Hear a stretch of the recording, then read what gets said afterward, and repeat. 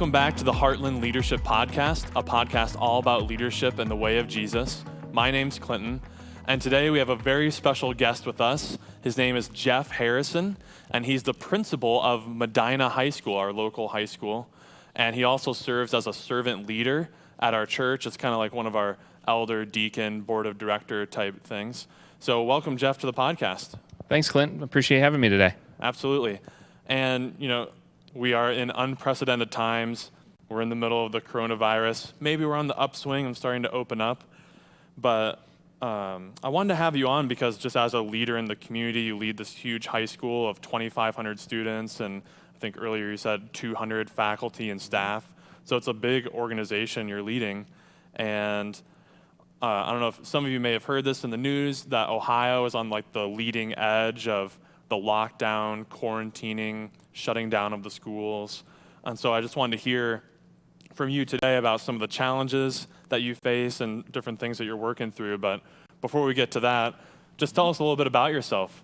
How your family life, like how did you get into education and find yourself in the role of principal? Yeah, I mean, as I look back over the years, this is my 20th year in education.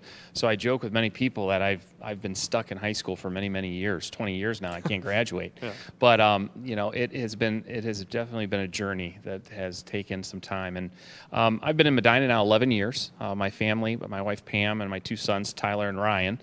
We moved to Medina just about 11 years ago when I took the job. And I first was the athletic director here at Medina City Schools. And then just 6 years ago, I was named as the high school principal. So I made a transition from being an athletic director, which I had been for roughly about 9 years, to being the building principal, which was the athletic director job was a great training ground to prepare me for the job that I have now.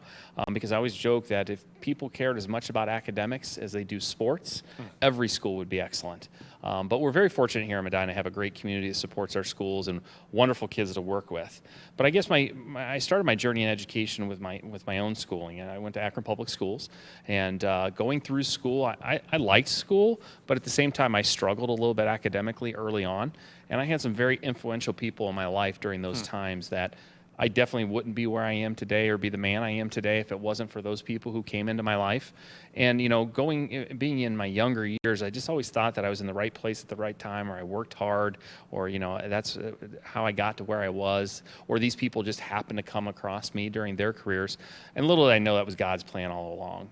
He placed these people in my life to help direct me and guide me and mentor me. And those people, many of them I still speak to today. I seek advice from them today. I just look to them and try to kind of live up to what they showed me as educators. And that's truly just to take care of the kids and take care of my staff. So education's kind of been in my blood. I was one that went to college knowing I wanted to be a teacher. At that time, I wanted to be a teacher and coach. And I coached golf, basketball, and baseball. And, as I got into the classroom and doing it, I loved it, but I was still missing something. So, and I just couldn't see myself doing the same lesson every day, 6 times a day for 30 some years. Oh boy. So I just kind of, I had an inkling or an itch to want to do something more. So I just kind of went down the path of administration and athletic director and now principal. So it's been a fun ride, but I can't believe it's been 20 years. I mean, I'm finishing my 20th year in education, which I still feel like I'm 28 years old and I'm a brand new teacher. And maybe you can dispel some of the myths for us, because I'm sitting here. I went to a pretty small primary school, and I remember going to the principal's office. It was a big, hairy deal. You wouldn't want to go there. But I don't know, how often are you dealing with students, or is your job mostly focused around staff? Yeah, that's a great question, Clint. And here at Medina, 2,500 students, and I run into them at church all the time. I run into them in the community. I run into parents, and they'll say, "Oh, you may or may not know my son or daughter." And I'm like, "Well, it might be a good thing that I don't know your son or daughter," because it is. In the job that I'm in the position I'm in here at Medina in particular, I never realized how much I was going to be dealing with adults and not students. Yeah. My associate principals, there's 4 associate principals at Medina High School. They're the ones that are real intimate with our students. They're dealing with them on different discipline issues or struggles or concerns they have, where my role really is helping lead the building and lead the adults that are in the building. And I've come to learn that if I can take care of those adults, they'll take care of the 2,500 students. So I really spend a lot of my time shepherding my staff and helping them grow and be comfortable and removing some of the roadblocks that may come up along the way for them.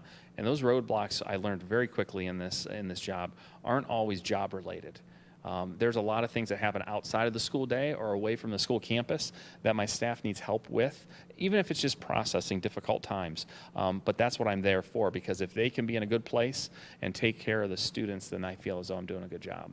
Wow, that's really good. And speaking of roadblocks that are like beyond your control and not in the classroom, there's a global pandemic.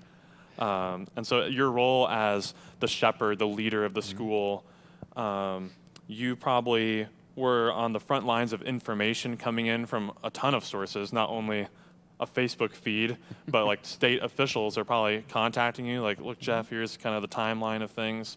So what was that like, just as things were rolling out in early March?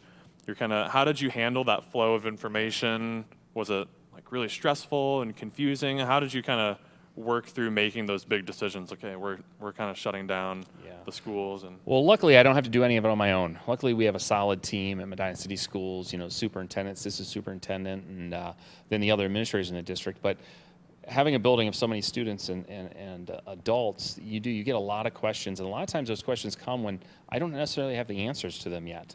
And that's kind of being able to separate the two. There's the fact-finding, listening to the information, being in on some of those calls and information, but then also answering the questions of your staff, because communication is key. And I always say to my staff is, we create 85% of our own problems by lack of communication. Wow. And so in that time, you really have to slow down. It's too many times, and especially in today's society with Facebook and different social media channels, everybody feels as though you got to have an answer instantaneous, that instant gratification. But I think in a leadership position, you really do need to, what we refer to as press pause. Just press pause, get your mind right, make sure you have accurate information, and once you have the accurate information, work extremely hard to communicate it in a clear fashion. And I think that's one of the struggles I've had here of late, is I never realized how many times during a given day that I would communicate with my colleagues informally, meaning we're passing in the hallway or at the copier or at the tardy bell or at the end of the day bell, where we might answer a question within like 10 or 15 seconds, but it's done and we moved on. Now in our environment, it takes setting up a call, it requires a couple of emails, and you have to be really crystal clear about your communication this time. So as Governor DeWine was rolling a lot of these things out, unfortunately or fortunately, we were finding a lot of them out during the daily press conferences, just like everybody else was. And sometimes people came to us saying, oh, you must have the inside track to the governor or to the superintendent of public schools in Ohio. But truly we didn't. A lot of times we were acting on the same information everybody else was getting, and trying to process it as quickly as possible. So I think most of us listening can think of some obvious challenges that you face, like, okay, well, there's not in-person classes. They're probably going to do something online. But are there some other, if you could speak to that, that'd be great too, like how you navigated that transition. But then also, what are some other unique challenges that the average man may not think of when it comes to educating 3,000 students? There was a lot of things that I didn't know going into it too, and we would sit and we would game plan. Fortunately, this year at Medina High School, we just went 1-to-1, meaning one Chromebook for every student. So coming into this school year, our community had made the investment that was the direction they wanted to go. So fortunately, every student had a resource. They had a Chromebook. But and that's basically a laptop, put out by Google. And is very efficient, works great within our environment at Medina High School. We have campus-wide Wi-Fi, all of that. But that's only one piece of the puzzle. When our students go home, they have these Chromebooks, but some may or may not have internet access or have enough broadband to be able to handle the load that their home is now experiencing, because many of our families, if we look at the average American family, there's 2 adults, 2 kids, and a dog. Well, sometimes mom and dad are working from home, both children are working from home. There's 4 devices, or maybe there's only 2 devices for the 4 of them. So some of these invisible fences for dogs are on Wi-Fi now too. Absolutely. So Fido's running the bandwidth. That's right. Just sucking down the bandwidth. So it was interesting to begin to see these hurdles that we'd have to overcome. One simple one was our Chromebooks weren't set up to print at home. They were only set up to print at school.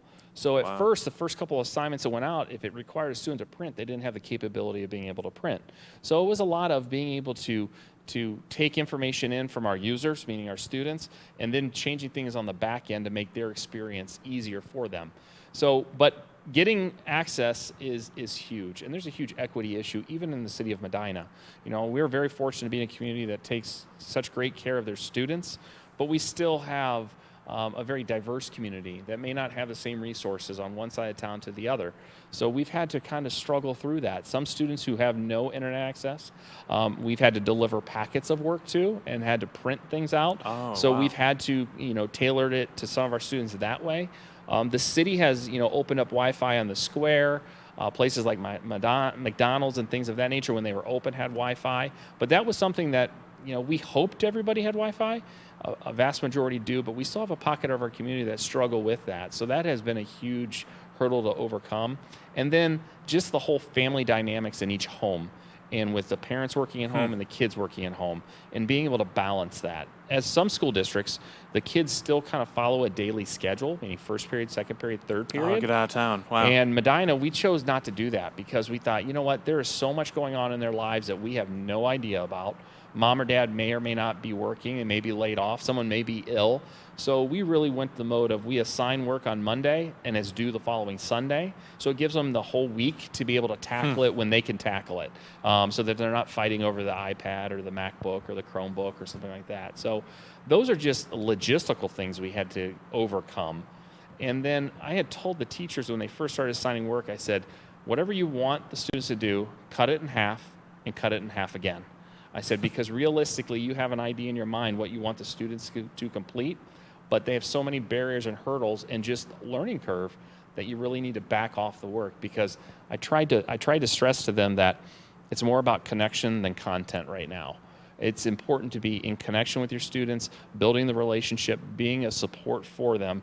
The content will come, the curriculum will come, but if you don't have that connection with your students, you're not going to make any inroads with them. Well, and part of it too, just being totally honest, at least my experience of if I'm at school and in the classroom, then I'm not at home playing a video game. Yeah. But now they're all at home, and there's Fortnite and Minecraft that are competing against math and geometry and whatever. It's not, and it is difficult. I've watched in my own home with my two boys. Being able to separate school from home and fun from schoolwork has been tough, and that line gets blurred.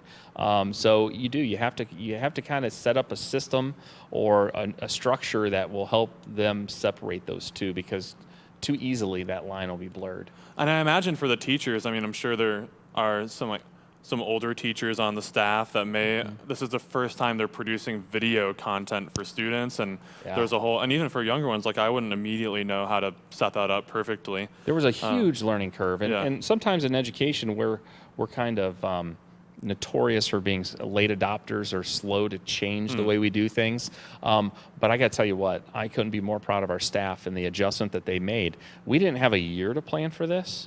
We literally had like a 4-day weekend, because we canceled school on a Thursday after school, and starting the following Tuesday, we started delivering online content to our students, and our staff has jumped in. I have two teachers in particular that are both retiring at the end of this school year. Both of them have 32 plus years in education.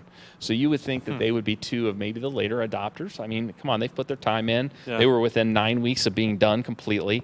But I got to tell you what, I have Java with Jeff on Monday mornings, and that's just an informal Google Hangout where the staff can come, I answer questions, we communicate and talk. And the first week, two of the first people to join it was those two teachers. Wow. Which just goes to show that's the passion they have for their students, that here they are, they're 32 and 34 years into their career, we're completely turning on its ear, and they're up for the challenge. So there's a whole network of challenges you're facing on the strictly academic education front. Yeah. But then also, part of the school experience, at least for my end, I'm sure for most people, was the social dynamic, and it's just this coming of age story that's happening in real time. And I can imagine it's just like a cloud of disappointment for a lot of seniors in particular, or even juniors too, and we can't do junior and senior prom. Or I just remember the last 6 or 8 weeks of the senior year, you get the senioritis, pejoratively named, but also kind of fun, just kind of carefree. Yep. The season is ending, we're on to a bright future or something, and there's a palpable energy in the high school Yeah. during that time. So man, that's got to be so disappointing for seniors, and maybe like commencement has looked a little bit different. Can you speak to that? Like, what has it been like for you to lead through that time? It's not just like rationally trying to solve problems, but there's this emotional element too, where people are sad. Yeah, it is, and it's the spring. Anytime in a high school, once you hit about spring break, we all have that air of excitement. Even if I've been there for 20 years, like myself, I still get excited every spring. The weather's turning nice. This year in particular, after spring break, it was really, really nice here. So, and I would just think of all the things that were beginning to be changed or canceled. It was like a storm on the horizon, and it was getting closer and closer. It started out by, smaller events, like top academic awards dinners. Then it turned into senior awards night. Then it turned into canceling prom. Then it turned into we're going to have to change graduation. And it was like, it didn't hit you all at once. It was kind of like a slow roll. It kind of just kept building, building, and building. And even up to now, to where we've essentially canceled graduation and had to do it differently. And we did a blended style. And so it's disappointing because this senior class, we joke that they've had the longest senior skip day ever. Yeah. They set the record for the longest senior skip day. It ends up being like 8 to 9 weeks. But it is disappointing that they don't get that excitement, that coming to school for the last day, and cleaning out your locker and saying goodbye to everybody as you're walking out of the building for the last time. They don't get that. Or our athletes, our spring athletes. Unfortunately, in Medina, many of our kids only play 1, maybe 2 sports, and they didn't get their senior season. That's just heartbreaking. But it's heartbreaking now, and this is going to build their fortitude. This is going to build in them, a lot of skills that they're going to use later in life for when things don't go right, because life always throws us a curveball. So speaking to that, what do you think will be the impact on education in the coming years? Because surely we're going to learn from this. Yeah. What are some lessons that you're learning as an educator and administrator, and what are you passing on to those you're leading? I think one of the things we have to do is we have to give up control a little bit. As a classroom teacher in a traditional classroom, you feel like you're in control. You have those 30 students there in front of you, 43 minutes. A bell rings when you begin, a bell rings when you end, and it just goes each and every day. We have to become more comfortable in our role as educators of being more of a facilitator of knowledge and not just the giver of knowledge.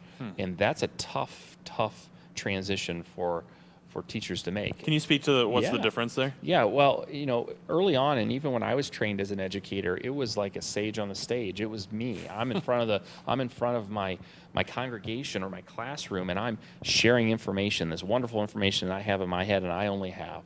Because when I started teaching, cell phones were just coming out. And so now today, I don't need to teach the date of certain wars or the chronological events, because my students could have that answer before I even speak it on their phone. I mean, they have the most powerful tool in their hand, their cell phone.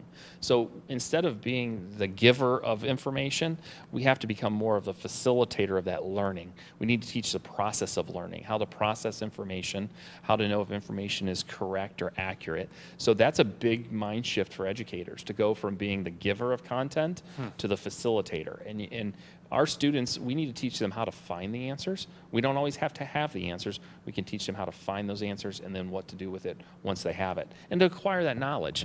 And really, even our math instruction, I think, has shown it the best. Is it's really turned into a productive struggle within the math classroom, meaning we're no longer just standing in front of the class writing on the board equation after equation, but we're giving the students problems to solve, real-world problems, to use the skills from those equations to solve those problems. So that's probably the biggest shift, which was happening already. This is only going to press fast forward and move forward. So we have to be comfortable giving up the control of the classroom to the learner rather than just being teacher-centered. That's really good. So that's what you're kind of communicating to your staff. What are you personally learning about yourself as a leader during this time? It's been a journey. This year at the building, we started really looking at something called the R factor, and it's funny that we started talking about this year because it's so appropriate for this time.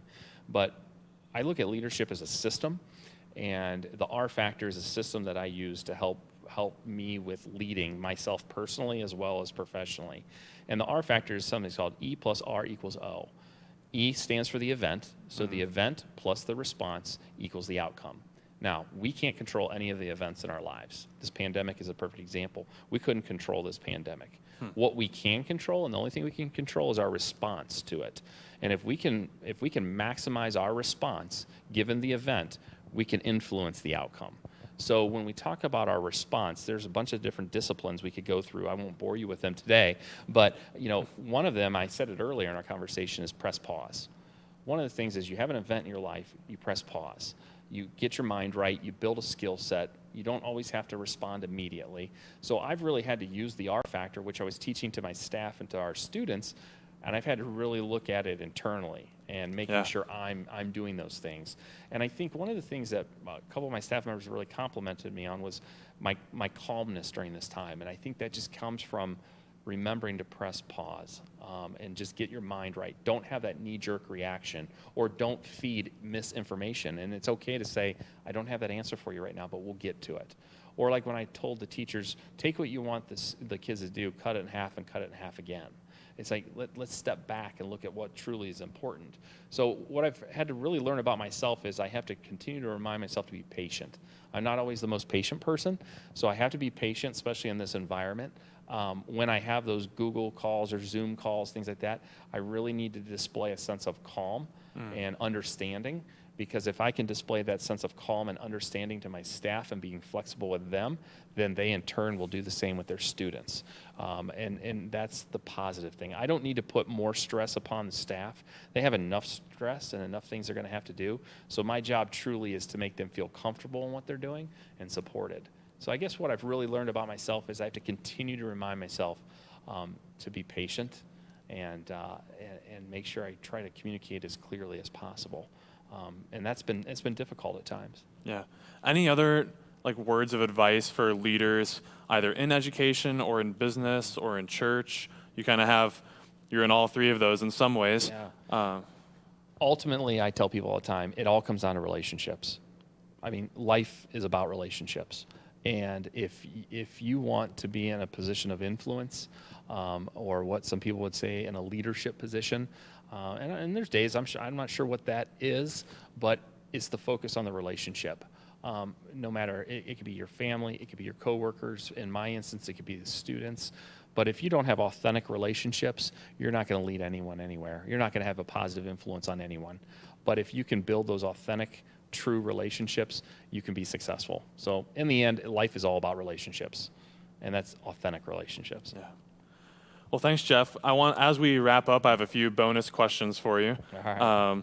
One is, sometimes you joke around about Medina High School being Heartland South. So this church, Heartland Community Church, we're kind of at the northern end of town. The high school's at the south end. Can you just explain kind of what your heart is behind these dual roles you find yourself in as a leader at the high school, as the principal, and also one of the leaders at our church? Well, yeah, we started a few years ago. I forget, we were in conversations even here at Heartland before we had any campuses, and they were talking about Williams a little bit, and do you call it Heartland West or Heartland East? Just things. I go, well, I don't know, but Medina High School is Heartland South. Okay. We're the original, well, not the original, but we're one of the original spots that Heartland held church each Sunday. And just the number of faculty and staff that attend Heartland and the number of families and students who attend Heartland, I joke that during the week, Medina High School is Heartland South, just because we're located south of here. But it also reminds me that that's the type of approach I take to leading the building or being in the position of influence at Medina High School, is that I'm shepherding our staff and our students. And it's very important to me. Education's very important, but taking care of the people is even more important. And that's truly what I want people to know Medina High School. I want Medina High School to be a place that they enjoy working, learning, and just get to be part of each day. So, and I like the phrase that you used. You said ministry in disguise. Yeah. And I'm sure part of that is, it's a state school, yeah. So there's supposed to be the separation of church and state. So you can't be going around handing out Gideon Bibles or something. So what does that mean to you when you say ministry in disguise? I guess it's just is the way I go about my business daily. It is a public school, and there's a separation of church and state, and I'm not holding services or anything Right. like that. But it's still, it's the way that we interact with each other every single day, and it's having love for one another, and it's making sure that we're taking care of the individual and not just there on a single-minded focus of education, because education is a wide range, and I think I really look at it as taking care of people and shepherding people is where my mind goes when I think of it that way. Yeah, I love that because like a lot of our philosophy of ministry at Heartland is equipping people to step into the gifts of shepherding, teaching, apostleship, evangelist, and prophecy. And so like I just see that in you. You're that role of shepherd or pastor, and it doesn't mean you're on staff at a church. Right. You are doing that in your workplace, in the marketplace. And it's not forced upon anyone. It's just who I am. It's in me. And I think that's probably why Heartland was such a great fit when we started attending here 6 years ago, was it just felt so natural to me. And the connection between what we do here at Heartland and what we do at Medina High School is very similar. And one more kind of fun one. This is from our lead pastor, Dave.